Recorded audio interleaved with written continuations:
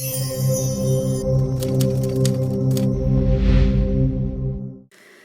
Friends, welcome to pan and pots. இன்றைக்கி pan and pots சேனலில் ஒரு சிம்பிளான லஞ்ச் காம்போ ரெசிபி நான் செஞ்சு காட்ட போகிறேன். புதினா தக்காளி சாதம் பண்ண போகிறோம். காலிஃப்ளவர் ரோஸ்ட்டு, எக்கு, அதுக்கப்புறமா ரைத்தா. ரொம்ப சிம்பிளாக பண்ணிடலாம், டிஃப்ரெண்ட்டான டேஸ்ட்லேயும் இருக்கும். கண்டிப்பாக ட்ரை பண்ணி பாருங்கள். ஃபஸ்ட்டு இந்த ரைஸ் செய்கிறதுக்கு பாஸ்மதி அரிசி ஊற வச்சிடலாம். அதுக்கு இங்கே ஒரு பவுல் எடுத்திருக்கேன். அதில் பாருங்கள், நம்மளுக்கு ரைஸ் குக்கரோட ஒரு டம்ளர் வரும் இல்லையா? ஸோ அதை யூஸ் பண்ணி தான் நான் வந்து ரைஸ் மெஷர் பண்ண போகிறேன். இதிலேருந்து ஒரு 1.5 கிளாஸ் அளவுக்கு நான் எடுத்துக்க போகிறேன். இதோட மெஷர்மெண்ட் பார்த்திங்கன்னா 150 கிராம்ஸ் அளவுக்கு இதில் பிடிக்கும். ஸோ அதிலேருந்து நான் வந்து பார்த்திங்கன்னா ஒரு 1.5 கிளாஸ் அளவுக்கு எடுத்திருக்கேன். ஃபஸ்ட்டு இதை நல்லா அலசிக்கலாம். பாஸ்மதி அரிசியை ஊற வைக்கிறதுக்கு முன்னாலே நம்ம நல்லா அலசிடணும். ஊறினதுக்கப்புறமா அது ரொம்ப டெலிகேட்டாக இருக்கும், அரிசிலாம் உடஞ்சி போயிடும். ஸோ அதனால் அதுக்கப்புறம் அலசக்கூடாது. நல்லா அலசினதுக்கப்புறமா தான் நம்ம ஊற வைக்கணும். ஸோ ஒரு 2லேருந்து 3 வாட்டி நல்லா அலசிட்டு அதுக்கப்புறமா நான் வந்து ஒரு அரை மணி நேரம் பக்கம் ஊற வைக்க போகிறேன். ஸோ அந்த மாதிரி ஊறிச்சு அப்படின்னா உங்களுக்கு அரிசி வந்து நல்லா உதிரியாக வரும். நான் எப்போயுமே பாஸ்மதி அரிசியை இந்த மாதிரி ஊற வச்சு தான் சமைப்பேன்.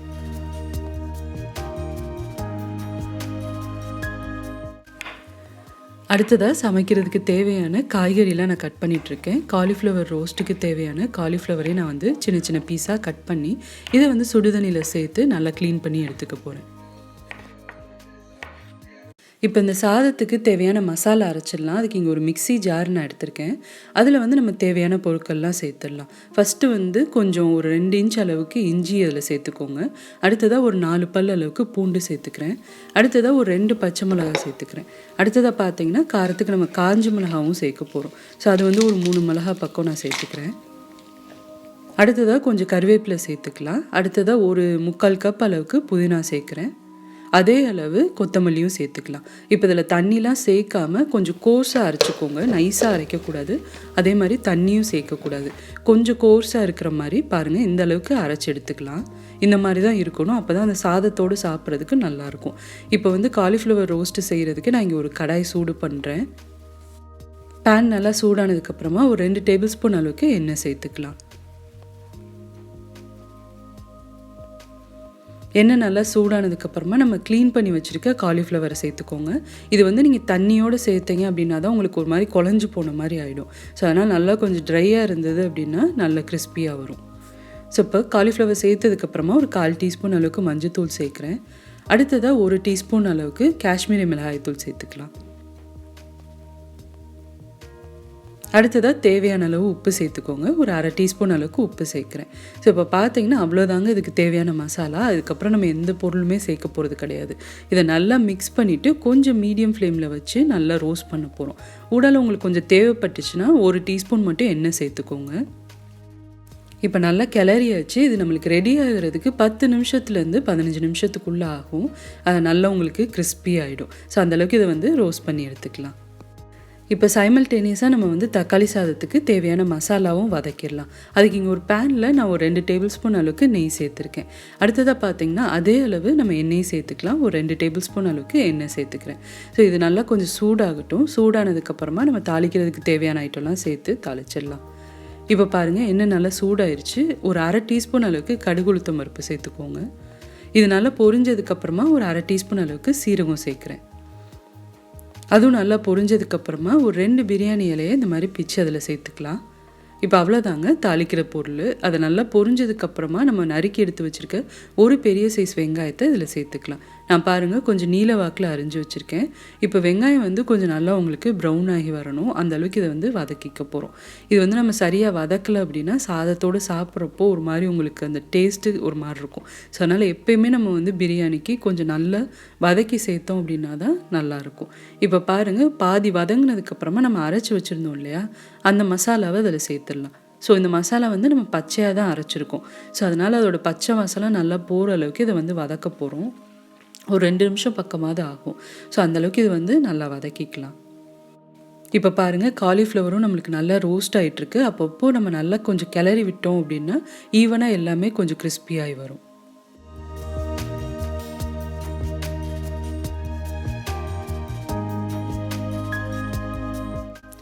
இப்போ பாருங்கள், நம்மளுக்கு தேவையான மசாலா வந்து நல்லா கொஞ்சம் வதங்கிருச்சு, பச்சை வாசலாம் நல்லா போயிடுச்சு.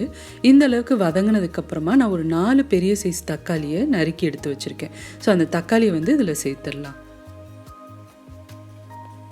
நீங்கள் நாட்டு தக்காளி சேர்க்குறீங்க அப்படின்னா கொஞ்சம் குவான்டிட்டியை கம்மி பண்ணிக்கோங்க. இல்லை நார்மல் தக்காளி தான் சேர்க்குறீங்க அப்படின்னா 4 சேர்த்துக்கலாம். இப்போ அடுத்ததை பார்த்தீங்கன்னா ஒரு 1/4 டீஸ்பூன் அளவுக்கு மஞ்சத்தூள் சேர்த்துருக்கேன். அடுத்ததாக தேவையான அளவு உப்பு சேர்த்துக்கலாம். ஒரு 1/4 டீஸ்பூன் அளவுக்கு உப்பு சேர்த்துருக்கேன். இதுக்கு வந்து காரம் எதுவும் தேவையில்லை, ஏன்னா நம்ம ஆல்ரெடி காஞ்ச மிளகாவும் பச்சை மிளகாவும் அரைச்சிருக்கோம், அதனால் அந்த காரமே போதும். இப்போ இதை வந்து நல்லா மிக்ஸ் பண்ணிவிட்டு நம்ம ஒரு மூடி போட்டு இதை நல்லா குக் பண்ண போகிறோம். தக்காளி வந்து உங்களுக்கு நல்லா மசிஞ்சு வரணும். அந்த அளவுக்கு இது ரெடியானதுக்கப்புறமா தான் நம்ம வந்து ரைஸோடு சேர்த்து இதை வேக வைக்க போகிறோம். ஒரு மூடி போட்டு 5 நிமிஷம் நல்லா வேக வச்சிடலாம்.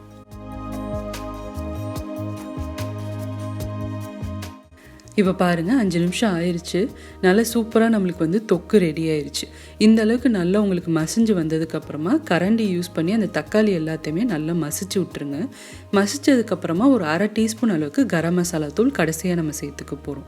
ஸோ நான் அந்த கிளிப்பிங் வந்து கட் ஆயிடுச்சு, ஸோ அதனால் காட்ட முடியல. நான் வந்து ஒரு 1/2 டீஸ்பூன் அளவுக்கு கரம் மசாலா தூள் சேர்த்துருக்கேன். ஸோ இதை நல்லா மிக்ஸ் பண்ணிவிட்டு நம்ம அடுப்பை ஆஃப் பண்ணிடலாம். ஸோ இப்போ பாருங்கள், நான் ரைஸ் குக்கர் எடுத்திருக்கேன். ஸோ அதில் வந்து நம்ம ஊற வச்சுருந்தோம் இல்லையா பாஸ்மதி அரிசி, பாருங்கள் நல்லா ஊறி வந்துருச்சு. இந்த அளவுக்கு ஊறினா தான் உங்களுக்கு அரிசி வந்து உதிரியாக வரும். ஸோ இப்போ தண்ணி எல்லாத்தையும் நல்லா வடிச்சிட்டு அரிசியை வந்து இந்த ரைஸ் குக்கரில் சேர்த்துக்கலாம்.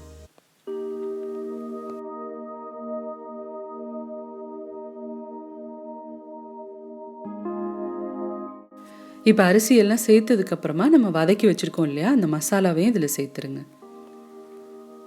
இப்போ இந்த மசாலாலே நம்ம உப்பெல்லாம் சேர்த்துட்டோம். நீங்கள் நல்லா மிக்ஸ் பண்ணிவிட்டு உப்பு செக் பண்ணி பாருங்கள். பத்தலை அப்படின்னா நம்ம கலந்துக்கலாம். இப்போ தண்ணி சேர்க்க போகிறோம். தண்ணி அளவு வந்து பார்த்திங்கன்னா 1 டம்ளருக்கு 1.5 டம்ளர் அளவுக்கு தண்ணி சேர்க்கணும். நான் இன்றைக்கி வந்து 1.5 டம்ளர் அளவுக்கு அரிசி எடுத்திருக்கேன். ஸோ அதனால் 2.25 அளவுக்கு தண்ணி சேர்த்துக்கிறேன். ஸோ இதை மெஷர் பண்ணி இதில் சேர்த்துடலாம். சேர்த்துட்டு நல்லா அதை வந்து கிளறிக்கோங்க. இப்போ நல்லா கிளறிட்டு நம்ம வந்து ரைஸ் குக்கரை ஆன் பண்ணிட்டோம் அப்படின்னா அதுவாக ஆட்டோமேட்டிக்காக ஆஃப் ஆகிடும்.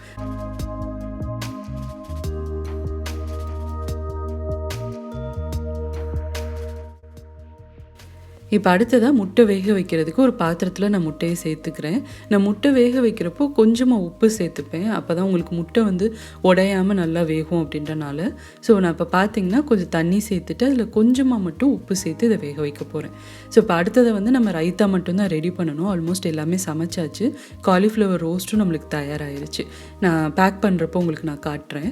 இப்போ பாருங்கள், நான் வந்து இன்றைக்கி ரைத்தாக்கு கொஞ்சம் குக்கும்பர் எடுத்திருக்கேன். அதுக்கப்புறமா கொஞ்சம் வெங்காயம் சேர்த்துக்க போகிறேன்.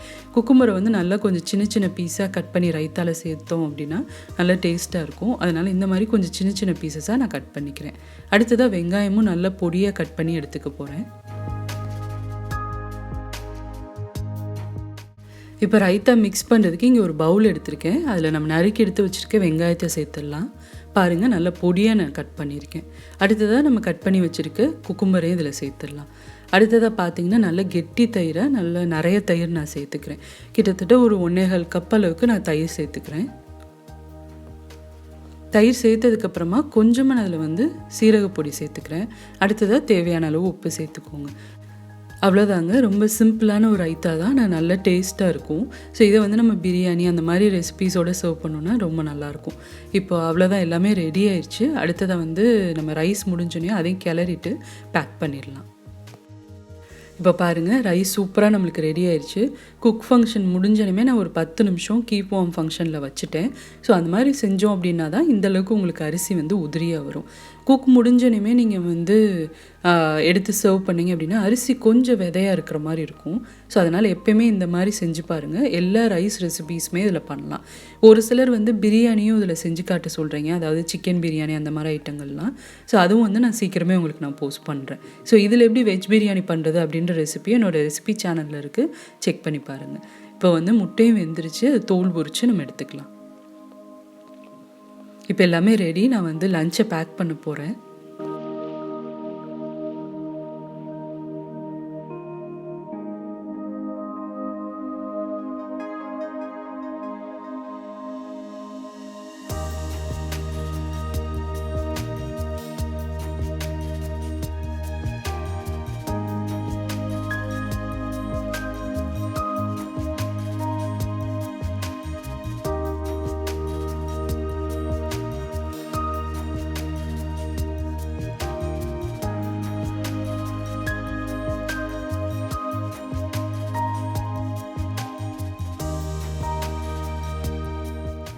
ரொம்ப சிம்பிளான டிஃப்ரெண்ட்டான லஞ்ச் ரெசிபி தயாராகிடுச்சு. கண்டிப்பாக நீங்களும் இந்த மெத்தடில் ட்ரை பண்ணி பாருங்கள். டிஃபன் பாக்ஸ்க்கு ரொம்ப ரொம்ப சூப்பராக இருக்கும்.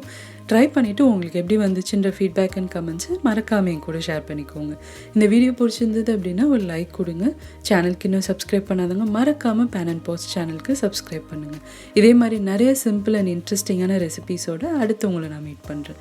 Pan and pots, fuel for life.